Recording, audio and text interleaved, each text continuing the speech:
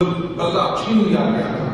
میرے حلقے میں قومی اسمبلی کا امیدوار تھا. میرے نیچے 4 یا 5 صوبائی اسمبلی کے امیدوار تھے جن کے حلقے میں آتے تھے. سب کے سمبل مختلف تھے. یہ سوچا جا رہا تھا کہ کیسے پاکستان جیسے ملک میں ایک پارٹی جس کے امیدواروں کے 4 5 6 سمبل ایک ہی حلقے میں ہیں کیسے ووٹ پڑے گا اس پارٹی کو. ہم فکر مند تھے. ہمیں کیمپین نہیں کرنی دی گئی. ہمارے جلسے کو کیا چھوٹی چھوٹی کارنر میٹنگز کو کاٹ دیا جاتا تھا. دھاپے بولے جاتے تھے. جو میٹنگ آرگنائز کرتا تھا یا اہتمام کرتا تھا رات اس کا گھر توڑ دیا جاتا تھا. ایک جبر کا خوف کا عالم تھا. ہم روز پوسٹر بینر لگاتے تھے. روز ٹرک آتے تھے. ان بینروں کو پوسٹروں کو کاٹ دیتے تھے اتار دیتے تھے. ہم رات پھر جھک جاتے تھے پھر لگاتے تھے. سینکڑوں ہزاروں لوگ جن کو میں جانتا نہیں تھا میرے حلقے کے باہر نکلے اور یہ کام اپنے ذمہ لیا. ایک جہاد کی طرح ایک پیار کی ایک مہم تھی. یہ الیکشن نہیں تھا. لیکن اس کے باوجود جو ہوا 8 فروری کو وہ شاندار تھا. ایسا ووٹ پڑا جس کا ہم تصور نہیں کر سکتے. ہمارے پولنگ اسٹیشنوں پہ بھیڑ تھی بچوں کی عورتوں کی. ایک چھوٹی بچی مجھے آج دل تک یاد ہے ہمیشہ یاد رہے گا جس نے کہا کہ میرا پہلا ووٹ ہے آپ نے اس کو سنبھال کے رکھنا ہے. اس کو میں نے پیار کیا اس کو سر پہ ہاتھ رکھا. میں نے کہا بیٹا بالکل میں سنبھال کے رکھوں گا. لیکن پھر جو ہوا اس رات 8 اور 9 فروری کی رات میں خود موجود تھا اپنے ریٹرننگ آفیسر کے دفتر جہاں کنسالیڈیشن 436 پولنگ اسٹیشن تھے اور یہ پورے ملک میں ہی ہوا صرف میرے حلقے میں نہیں. تو ہر پولنگ اسٹیشن سے رزلٹ آتا ہے. اس رزلٹ کو ریٹرننگ افسر کے دفتر میں کنسالیڈیٹ کرنا ہوتا ہے اکٹھا کرنا ہوتا ہے 436 پولنگ اسٹیشن کے رزلٹس. ہمارے پاس بھی وہ رزلٹ آ جاتے ہیں. ہمارے پولنگ ایجنٹ جو تھے وہ ہمیں رزلٹ دے رہے تھے. پریزائڈنگ افسر ہوتا ہے ہر پولنگ اسٹیشن کا ریٹرننگ افسر کو لا کے رزلٹ دیتا ہے. تو جو رزلٹ ہمارے پاس آئے ان کے مطابق 436 میں سے 436 پولنگ اسٹیشن پہ ہم جیت چکے تھے. ایک پولنگ اسٹیشن بھی نہیں تھا. 1 لاکھ سے زیادہ کی لیڈ تھی. اور جب ریٹرننگ افسر کے دفتر میں رزلٹ کمپائل ہو رہے تھے تو جتنے بھی رزلٹ وہاں آ رہے تھے وہی کہانی بتا رہے تھے جو ہمارے پاس تھی کہ اچانک کہیں سے کوئی حکم آیا. پولیس کے دستے نے مجھے یہاں سے گریبان سے پکڑا. میری بیگم صاحب تھی ان کو کرسی سمیت اٹھایا اور ہمیں ریٹرننگ افسر کے دفتر سے باہر دھکیل دیا. جب پولیس والے مجھے دھکیل رہے تھے ان میں ایک افسر تھا جس نے CSS کا امتحان دیا ہوگا اس کے بعد وہ اپنی عہدے پر لگا ہوگا. میں نے اس سے پوچھا. اس نے میرا گریبان تھاما ہوا تھا بلکہ میرے گلے پہ اس کا ہاتھ تھا اور مجھے دھکا دے کے باہر نکالا. میں نے کہا نام میں اس کا نہیں لیتا آج. تو نے ماں سے دعا لی ہوگی امتحان پاس کرتے وقت. CSS کا تو نے امتحان دیا ہوگا. گھر سے ماں سے دعا لے کر دیا ہوگا. امتحان میں تو کامیاب ہوا. آج تو اس عہدے پر ہے کہ اس کام کے لیے تم نے دعا کی تھی اپنی ماں سے. اس کی آنکھیں پتھرائی نہیں تھی کہ تو ایک دن پاکستان کے عوام کی آواز پر ڈاکہ ڈالے گا. کہ یہ مقصد تھا تیرا نوکری کرنے کا. یہ وردی جو تم نے پہنی لی ہے کیا تم نے اس لیے پہنی تھی؟ کوئی جواب نہیں تھا اس کے پاس. آنکھیں پتھرائی نہیں تھی. اس گرد گرد جو افسر کھڑے تھے ان کے سر جھک گئے جب سے. اور آج پورا نظام جب جھکتا ہے. پورا نظام جو ہے جبر کا آلہ بنا ہوا ہے. عدالتوں کو سر رجوع کر دیا گیا ہے. 26 مئی ترمیم کے بعد عدالتیں اپنے اصل میں نظر آتی ہیں. یہ جو 1 ماہ سے زائد کا عرصہ ہوا جس میں خان صاحب کی بہنوں کو مجھے خان صاحب سے ملنے نہیں دیا گیا. ہم توہین عدالت کی روز پوزیشن دائر کرتے ہیں عدالت کہ آپ کے حکم کی خلاف ورزی ہو رہی ہے. اور ہائی کورٹ کے فل بینچ کا فیصلہ ہے کہ ہمارا حق ہے عمران خان سے ملنا. اور پوزیشنیں لگ نہیں رہی. ان کی سنوائی نہیں ہو رہی. اور ڈٹائی سے ہر ہفتے ان احکامات کو رد کیا جاتا ہے. آج کا یہ واقعہ ہے. میں دیکھ رہا تھا یوٹیوب پہ خان صاحب کی بہن نیما بی نے وہ آرڈر پیش کیا پولیس والے کو. کہا یہ دیکھو یہ آرڈر ہے. اور پولیس والا کہتے ہیں میں نہیں مانتا اس آرڈر کو. تو یہ ہے وہ نظام جس کے خلاف ہم کھڑے ہیں. ہمیں لڑنا ہے کیونکہ اس کے سوا کوئی چارہ نہیں ہے. اگر ہم لڑیں گے نہیں تو پھر ہم اس تاریکی کا حصہ بن جائیں گے. اس تاریکی میں ہم چھوٹ جائیں گے. ہمیں اپنے لیے لڑنا ہے. اپنے بچوں کے لیے لڑنا ہے. آپ جو یہاں بیٹھے ہیں کینیڈا میں بیٹھے ہیں پاکستان کے لیے آپ کے دل دھڑکتے ہیں. ہمیں پتا ہے آپ نے جتنا سپورٹ کیا ہے پاکستان کو عمران خان کو PTI کو وہ سنہرے حروف سے لکھا جائے گا تاریخ میں. آپ کا شکر گزار ہوں.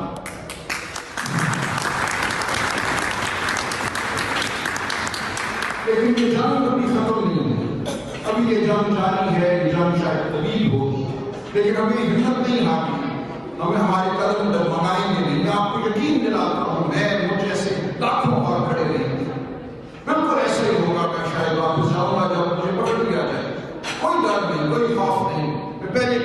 دفعہ گرفتار ہونا ہو پھر ہوگا، اور اس بار شاید لمبے عرصے کے لیے ہو۔ ہمارے سینکڑوں دوست جیلوں میں، مہینوں سے جیلوں میں، سالوں سے جیلوں میں۔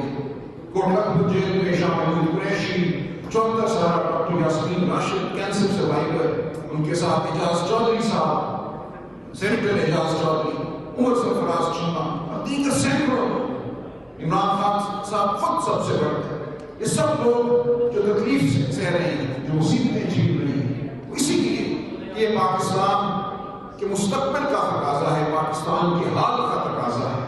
آج سرحدوں پر دشمن ہماری جانب نظریں اٹھائے کھڑا ہے اور ہم اندر ایک دوسرے کو نوچنے میں مشغول ہیں۔ ایک جبر کا نظام ہے جو قوم کو بکھیر رہا ہے۔ سندھ میں پانی کا مسئلہ آج سر اٹھائے کھڑا ہے، جس میں دردی سے فیصلے کیے گئے کہ دریائے سندھ سے نہریں نکالی جائیں اور سندھ کی عوام کو اس سے تعلق رکھا گیا، سندھ کے حالی کو اس سے تعلق رکھا گیا۔ آج سندھ کا حالی اس ظلم کے نظام کو نہیں مانتا، ماننے کو تیار نہیں ہے۔ کچھ ہفتے قبل میں بلوچستان میں آیا، پاس کوئٹہ سے 100-150 میل ساؤتھ میں ایک علاقہ ہے، بلوچ علاقہ، وہاں ایک دھرنا تھا افضل مہندر صاحب کا۔ وہاں میرے سامنے ہزاروں خواتین بیٹھی تھیں، قطار اندر تھا، ہاتھوں میں میری تصویریں تھیں اپنے بیٹوں کی، بھائیوں کی، باپوں کی، خامندوں کی، جو گمشدہ ہیں، سالوں سے گمشدہ ہیں۔ ان کی آنکھوں میں غم تھا، ان کے چہرے پہ غصہ۔ تو یہ ہے آج کا پاکستان، یہ ہے وہ نظام جس کے خلاف ہم لڑ رہے ہیں، جہاں لوگ گمشدہ ہو جاتے ہیں، جہاں پانی پہ حملہ ہو جاتا ہے۔ پختونخوا کے کتنے اضلاع ایسے ہیں جہاں آج 5 بجے کے بعد آپ گھر سے باہر نہیں نکل سکتے۔ یہ ایک ناکام پالیسی ہے جس کے نتیجے میں پاکستان آج زخم ہوتا ہے۔ پنجاب میں کسان سڑکوں پر ہیں، ان کی فصلیں جو ہیں وہ تباہ ہیں، ان کو پیسہ نہیں مل رہا جو ان کی لاگت کو پورا کر سکے۔ انہیں نہیں پتا کہ اگلے سال وہ یہ فصلیں بو سکیں گے یا نہیں بو سکیں گے۔ تو ہم تباہی کی جانب گامزن ہیں، تباہی کے کھانے پر نہیں بلکہ تباہی کی کھائی میں گر چکی ہے، اور اس کھائی سے باہر نکلنے کے لیے ہم سب کو کوشش کرنا ہے۔ ہم پاکستان میں کوشش کر رہے ہیں، آپ یہاں ہمارے ساتھ، ہم سب نے مل کر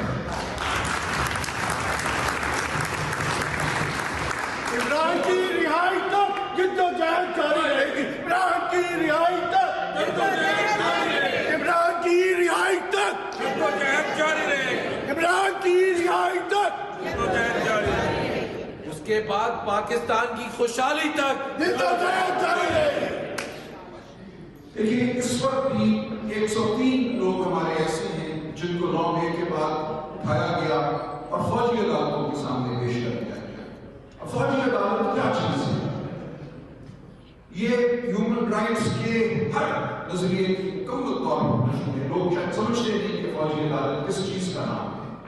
فوجی عدالت یہ ہے کہ ایک وردی میں ملبوس کرنل صاحب یا میجر صاحب بیٹھتے ہیں، ان کے سامنے ایک شخص کو پیش کر دیا جاتا ہے، کہا جاتا ہے کہ اس نے پاکستان کے خلاف بغاوت کی ہے یا ایسا عمل کیا ہے جو اس زمرے میں آتا ہے جس کو آپ پاکستان کے خلاف عمل قرار دیں، اور ایک بند کمرے میں، بند کوٹری میں، کوئی وہاں پریس نہیں، کوئی وہاں خاندان نہیں، وکیل اگر اندر جاتا ہے تو باہر کوئی کاغذ لے کر نہیں آ سکتا، گواہ جو پیش ہوتے ہیں ان کی گواہی کی کوئی کاپی نہیں ہے، اور اس کے بعد اس کو مجرم یا بے قصور تو کسی کو بھی نہیں کہا جاتا، مجرم قرار دیا جاتا ہے اور کوئی فیصلہ تک نہیں لکھا جاتا۔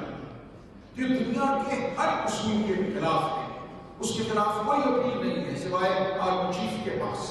آپ کسی عدالت کا رخ نہیں کر سکتے۔ ایک بند کمرے میں، ایک کال کوٹری میں انسانوں کی زندگیوں کے فیصلے ہو رہے ہیں۔ یہ پوری دنیا میں کہیں نہیں ہو رہا۔ یہ مقدمہ پچھلے 2 سال سے پاکستان کی سپریم کورٹ کے سامنے میں لڑ رہا ہوں، اور جو چیز سپریم کورٹ کے سامنے ہم نے رکھی، پہلے راؤنڈ میں ہم جیت چکے ہیں یہ مقدمہ، 5 ججوں نے ہمارے حق میں فیصلہ کیا، اس کے خلاف حکومت کے لیے افسر جج صاحبان سن رہے ہیں۔ جو ہم نے گزارش کی، جو عدالت کے سامنے بات رکھی، وہ یہ رکھی کہ جو ڈیو پروسیس کے سب سے کم تر معیار ہیں ان پر یہ عدالت، جس کو فوجی عدالت کہتے ہیں، وہ پورا نہیں کرتے۔ ہم نے عدالت کے سامنے یہ رکھا کہ ہمارے آئین کا تقاضا ہے کہ انتظامیہ میں اور جوڈیشری میں فاصلہ یہ نہیں ہو سکتا کہ ایک انتظامی افسر، کرنل صاحب کو ایک بات ہے، انتظامی افسر وہ کیسے کوئی فیصلہ کر سکتے ہیں اپنی ہائی کمان کی مرضی کے برخلاف؟ تو ہمارا آئین یہ تقاضا کرتا ہے کہ جج ایک خود مختار ایک انڈیپینڈنٹ شخصیت جس کا کوئی تعلق نہ ہو انتظامیہ کے ساتھ. اسی طرح ہمارا آئین یہ تقاضا کرتا ہے کہ ایک اوپن کورٹ ہو, وہاں پہ جو ڈیو پروسیس کے تقاضے ہیں, ایک اوپن کورٹ میں ایویڈنس ریکارڈ ہو, وہ سب کچھ یہاں نہیں کیا جاتا. اور پاکستان آج دنیا کا واحد ملک ہے جہاں سویلینز کی ٹرائل فوجی عدالتوں میں ہو رہی ہے. 1.5 ماہ قبل یوگینڈا کے سپریم کورٹ نے وہ ایک اور ملک تھا جہاں انڈین صاحب کے زمانے سے سویلینز کی ٹرائل ہو رہی تھی. گولیاں برسیں گی, لوگ گرفتار ہوں گے, ان کے گھروں میں دیے جلانا, ان کے گھروں میں چولہے جل کے رکھنا, اس میں آپ کو بھی اپنا ہاتھ ڈالنا.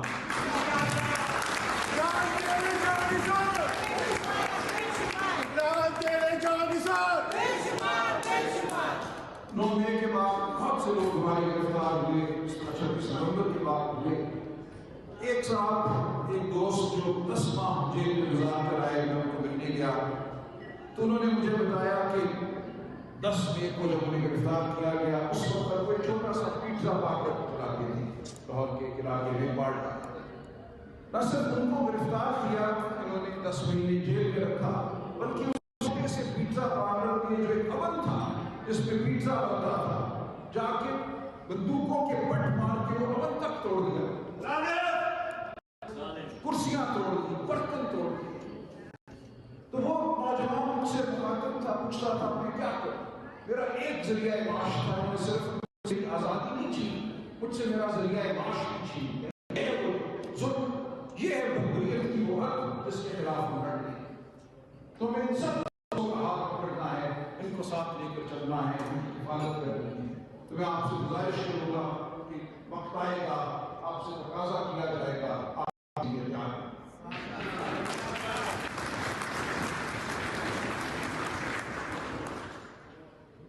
تو ہم حاضر ہیں, ہر وقت حاضر رہیں گے. میں ایک فون کال دور ہوں, واٹس ایپ پہ موجود ہوں, کوئی بھی بات دور نہیں ہے. آج کی دنیا میں سمندر کی دوری بھی کوئی دوری نہیں رہی. جب دل ساتھ رکھتے ہوں تو وقت کی دوری, سمندر کی دوری, زمین کی دوری کوئی معنی نہیں رکھتی. تو میری آپ سے یہی گزارش ہوگی کہ اس تحریک کے ساتھ جڑے رہیے, آپ جڑے رہیں گے مجھے یقین ہے, اور ہم اپنی کوشش کرتے رہیں گے. آپ ہمیں کبھی پیچھے مڑتے ہوئے نہیں دیکھیں گے. جو پاکستان سے کبھی آپ کو اگر کوئی خبر آتی ہے میں انتشار ہے تو بالکل اس پہ توجہ نہ دیجیے, کوئی انتشار نہیں.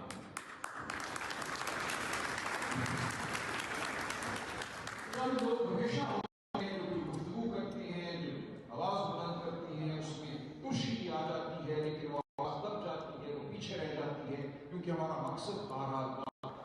آج بھی یہی صورتحال ہے کہ پارٹی خان صاحب کے لیے متحد ہے, ہمارے بڑے مقصد کے لیے متحد ہے, پاکستان میں شرافت کے احیاء کے لیے متحد ہے. کوئی اس پارٹی میں انتشار نہیں ہے.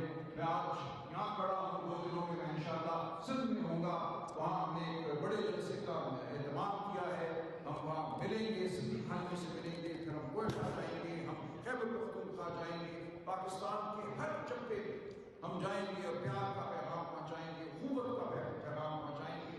دشمن کے خلاف ہم متحد نظر آئیں گے. تو یہ ہماری کاوش ہے, پاکستان کو ایک تمام قوم کی حیثیت سے آگے لانا, پاکستان میں بھائی چارہ پیدا کرنا, اونچ نیچ کو ختم کرنا, غریب اور امیر کے فرق کو ختم کرنا. تحریک انصاف صرف اقتدار کے لیے نہیں لڑ رہی, تحریک انصاف بنیادی اقتدار کے لیے لڑ رہی ہے. اصل مقصد